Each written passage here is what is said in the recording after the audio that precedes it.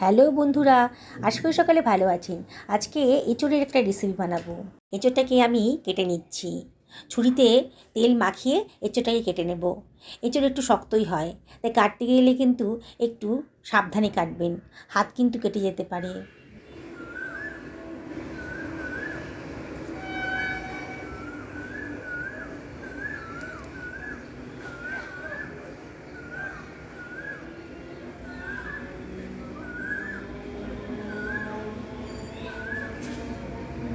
দেখুন, সমস্ত এঁচোড়গুলো আমার কাটা হয়ে গেছে। এবার এগুলোকে আমি সরিয়ে রাখছি। আমি দুখানা মাঝারি সাইজের আলু নিয়ে নিয়েছি। আলুর খোসাগুলো আমি কেটে বাদ দিয়ে দেবো। আলু দিয়ে বানালে পরে দারুণ সুন্দর একটা টেস্ট আসে। পছন্দ হলে আলু দিয়ে বানাবেন, না হলে আলু বাদ দিয়েও কিন্তু বানাতে পারেন। আলুটাকেও আমি ডুমো ডুমো করে কেটে নিচ্ছি। খুব বেশি বড়ও করিনি, খুব বেশি ছোটও হবে না। আলুগুলো কাটা হয়ে গেছে, সরিয়ে রাখলাম। আজ কিন্তু পুরো রান্নাটা প্রেশার কুকারে করব। এক বাটির মতো গরম জল বসিয়ে দিয়েছি। হাফ টেবিল চামচ লবণ দিয়ে দিলাম, আর হাফ টেবিল চামচ মতন দিলাম হলুদের গুঁড়ো। 1 টেবিল চামচ তেলও দিয়ে দিলাম। এঁচোড়ের ভেতরে অনেক কষ থাকে। হলুদ লবণ জলে যদি সেদ্ধ করে নেন তাহলে কষটা ভাবটা কিন্তু অনেকটাই কমে যাবে। এবার কেটে রাখা এঁচোড়গুলো আমি এর ভেতরে দিয়ে দিচ্ছি। একটু ভাপিয়ে নেব। আলুগুলোও দিয়ে দিলাম। প্রেশার কুকারে রান্নাটা করব, মাত্র 10 মিনিটে কিন্তু রান্নাটা কমপ্লিট হয়ে যাবে। চটপট হয়ে যাবে রান্নাটা। আর এবারে আমি প্রেশার কুকারের ঢাকনাটা দিয়ে দিচ্ছি, সিটিটাও দিয়ে দেব। আমি এখানে একটা সিটি হতে দেব। আমি একটা মশলা বানিয়ে নিচ্ছি। মিক্সার গ্রাইন্ডারের ভেতর 1 টেবিল চামচ গোটা জিরে, 1 টেবিল চামচ গোটা ধনে দিয়ে দিলাম। আর এর ভেতরে আমি দিয়ে দিচ্ছি 1 টেবিল চামচ লবণ। সামান্য মশলা তো, লবণ দিয়ে গ্রাইন্ড করবেন, দেখবেন খুব সুন্দরভাবে গ্রাইন্ড হয়ে গেছে। এবারে আমি এর ভেতরে দিয়ে দিচ্ছি 1.5 ইঞ্চি পরিমাণ কুচনো আদা, একটা ছোটো সাইজের টমেটোও দিয়ে দিলাম। আর সমস্ত বেসিক মশলাগুলোর ভেতর দিয়ে দেবো। হাফ টেবিল চামচ হলুদের গুঁড়ো দিয়ে দিলাম, আর হাফ টেবিল চামচ লঙ্কার গুঁড়োও দিয়ে দিলাম।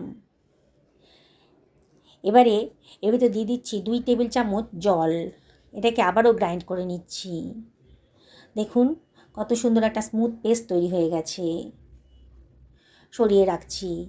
এবারে আমি ওই মিক্সার গ্রাইন্ডারের ভেতরেই দিয়ে দিচ্ছি, এইটা হচ্ছে ডাবের শাঁস, একটু মোটা সাইজের ডাবের শাঁস। এটাই আমি দিয়ে দিচ্ছি 2 টেবিল চামচ মতন। আর দিয়ে দিলাম কতগুলো কাজু দানা। 1 টেবিল চামচ তিলও দিয়ে দিলাম, সাদা তিল দিয়ে দিলাম। কতগুলো কিশমিশের দানাও দিয়ে দিলাম। আর দিয়ে দিচ্ছি 4 টেবিল চামচ দই। আর বাটি ধুয়ে অল্প জলও দিয়ে দিলাম। দিয়ে এটাকে গ্রাইন্ড করে নিচ্ছি। এটাই সেই স্পেশাল মশলা, যেটা দিলে পরে অসম্ভব টেস্ট বেড়ে যাবে। মশলাটা হয়ে গেছে, সরিয়ে রাখলাম। একটা সিটি পড়ে গেছে, আরও মিনিট 5 রেস্টে রেখেছিলাম। ঢাকাটা খুলে দিয়েছি।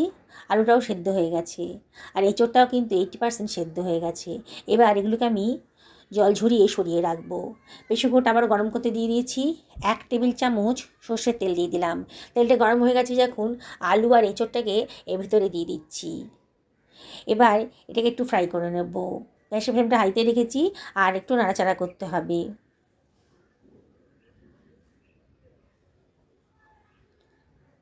মাঝে মাঝে একটু নাড়াচাড়া করে দিতে হবে, নাহলে কিন্তু পোড়া লেগে যেতে পারে। অসম্ভব টেস্টি রেসিপিটা তৈরি হয়ে যাচ্ছে। বললাম তো, একবার যদি বানিয়ে খান না, ননভেজ খাওয়া ভুলে যাবেন। এটা সরিয়ে রাখলাম। প্রেসার কুকারটা পরিষ্কার করে আবার ওর ভেতরে দিয়ে দিলাম 1.5 টেবিল চামচ সর্ষের তেল। তেলটা গরম হয়ে গেছে যখন, গোটা গরম মশলা দিয়ে দিলাম। দারচিনি, লবঙ্গ আর ছোটো এলাচের মাথাটা ফাটিয়ে দিয়ে দিলাম। হাফ টেবিল চামচ গোটা জিরে দিলাম, আর হাফ টেবিল চামচ কসুরি মেথিও দিয়ে দিলাম। গ্যাসের ফ্লেমটা লোতে রেখেছি।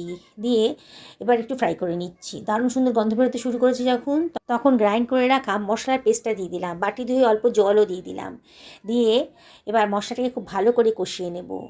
গ্যাসের ফ্লেমটা হাইতেই রেখেছি, আর অনবরত কিন্তু নাড়তে হবে। আস্তে আস্তে কিন্তু মশলার কালারটা চেঞ্জ হয়ে যাচ্ছে। মশলার গা থেকে তেল বেরোতে শুরু করে দিয়েছে। মাঝে মাঝে এটা নাড়াচাড়া করে দিতে হবে। রেসিপিটা ভালো লাগলে পরে লাইক শেয়ার কমেন্ট করতে কিন্তু ভুলবেন না।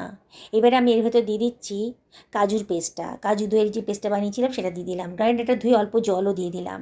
দিয়ে আবারও সব কিছু ভালো করে মিশিয়ে নিচ্ছি। মশলাটা খুব ভালো করে কষিয়ে নিতে হবে।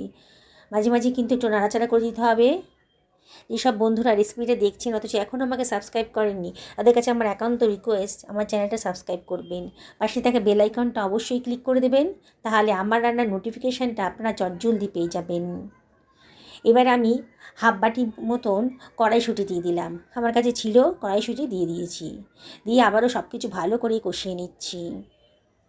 আপনাদের কাছে যদি কড়াইশুঁটি না থাকে দেবেন না, কোনো অসুবিধা নেই। এবারে আমি সেদ্ধ করে রাখা এঁচোড়টা আগে দিলাম। এঁচোড়টা আলুর থেকে বেশি শক্ত বলে এঁচোড়টা আগে দিয়ে একটুখানি কষিয়ে নিচ্ছি। অনবরত কিন্তু নাড়াচাড়া করতে হবে। যেসব বন্ধুরা ফেসবুক থেকে রেসিপিটা দেখছেন তাদেরকে আমি রিকোয়েস্ট করব আমার পেজটা ফলো করার জন্যে। মিনিট দুয়েক এঁচোড়টা মশলার সাথে ভালো করে কষিয়ে নিলাম। বললাম না এঁচোড়টা একটু শক্ত, ওই জন্যে এঁচোড়টাকে আগে দিয়েছি।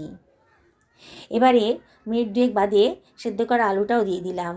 দিয়ে আবারও সব কিছু খুব ভালো করে মিশিয়ে নিচ্ছি। অসম্ভব টেস্টি একটা রেসিপি তৈরি হতে চলেছে।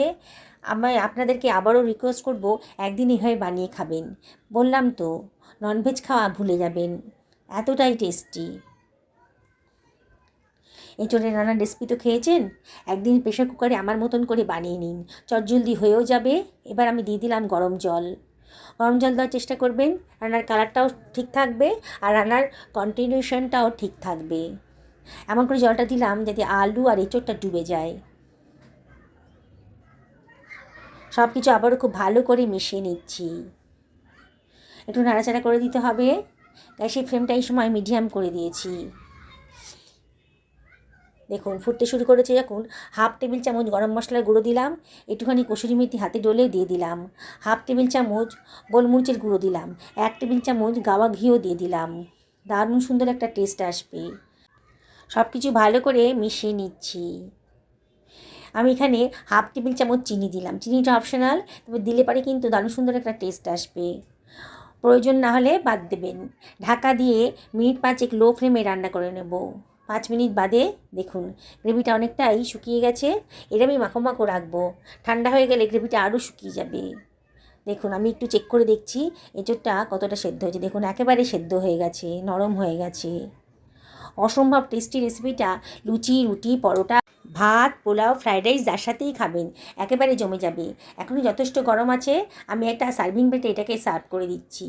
দেখুন বন্ধুরা, দারুণ সুন্দর একটা গন্ধ বেরিয়েছে। বললাম তো নিরামিষের দিনে আর চিন্তা করতে হবে না। এই রেসিপিটা যদি বানিয়ে দেন না, বাড়ির সকলে কিন্তু চেটেপুটে খেয়ে নেবে। নিরামিষ শুনেই যারা বলে খিদে নেই, তারাই কিন্তু বেশি বেশি করে চেয়ে চেয়ে খাবে। আমি আপনাদেরকে আবারও রিকোয়েস্ট করব, একদিন বাড়িতে বানিয়ে ফেলুন, নিজেও খান, পরিবারের সকলকে খাওয়ান। দেখবেন সবাই খুব মজা করে খাবে। বারে বারে আপনাকে রিকোয়েস্ট করবে এটা বানিয়ে দেওয়ার জন্যে। হেলদি খান, সুস্থ থাকুন, ভালো থাকুন। নমস্কার নেবেন।